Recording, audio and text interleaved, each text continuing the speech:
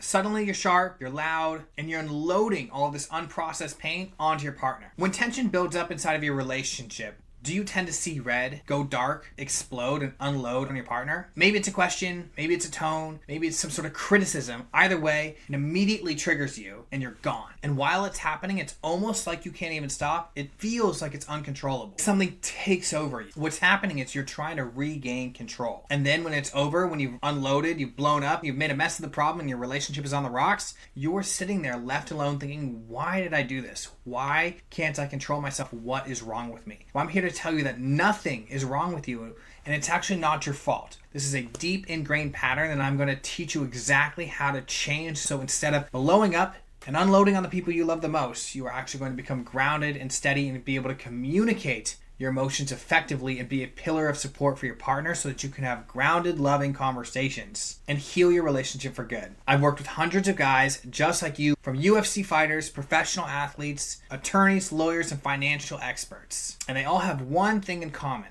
While they are super successful at work, driven, ambitious, hardworking, that energy and that mentality does not translate to success inside of their relationship. They have one conversation with their partner and boom, they're off. They can't control their emotions. They get overwhelmed and they ruin the thing that they care about the most. So if you're having a conversation with your partner and you immediately start to get triggered, instead of processing it and regulating, it upsets you and you spike. You try to gain control. So what's happening is your nervous system is sensing a threat. Not necessarily a physical threat, but often an emotional threat. So you interrupt them, you raise your voice, and you try to regain safety through control and higher tone. Not only that, the situation becomes physically intense for you and overwhelming, so you have to scream or get louder to release the energy, to have some sort of cathartic release. That's why it feels good after you yell sometimes, because you're like, oh, I got that energy out of me. I feel good, but everyone else is now sitting in the wake of what you created. And that is what we have to own up to, take accountability to, and actually change our physiological actions to heal your relationship and yourself inside of your nervous system to become grounded and regulated for good. That right there is an important note. I want you to hear that anger isn't the issue. That is just the outlet that your emotions are trying to come out of. They say men aren't processing or feeling their emotions, but you are just only expressing one emotion, which is the anger. And it's always pent up and stored because you try to hold it in, you try to bottle it up until finally you get that one trigger and boom, it unloads. It's like opening up the valve. Everything comes flooding out and you feel great because you unloaded it all, but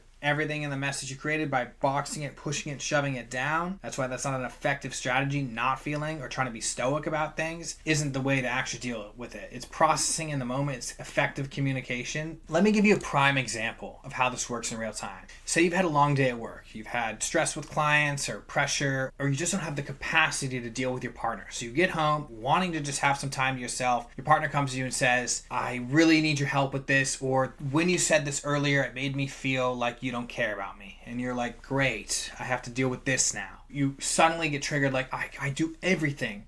I show up, I provide, I try to do my best, and I'm coming home and I'm met with criticism. You're feeling attacked. You're feeling your sense of worth is being challenged, and you're feeling that you're not enough. And so that sense of identity, that threat is what actually is triggering you versus listening and being grounded and present and understanding that they may have not even have said that. They may have said something completely different, but that's how you interpreted it. And this happens a lot. That's the miscommunication piece. And so before you even realize, you're quick to defend yourself. It's like a lawyer inside of a courtroom. You're listing off all the things that you do, all the things that your partner does wrong, and you're getting louder and louder. They try to get a word in, but no, you're louder, and now you're name calling. Now that escalates. It's like a ping pong. Now they're yelling, you're yelling, and it gets so bad the whole thing explodes and you have to separate. But what's left in the wake of that tension is two people who are truly hurt. There's a lack of trust because both parties feel like they can't communicate to each other without fear of the other person's response. And when people are afraid to speak their truth because they're afraid of someone's emotional reaction, then intimacy fades, trust fades, and you end up living like roommates. I created a 3-minute assessment I would love for you to take. It's going to identify exactly where you are inside of your relationship. How do you respond when stress hits your relationship? What is your communication style and how is that affecting your life?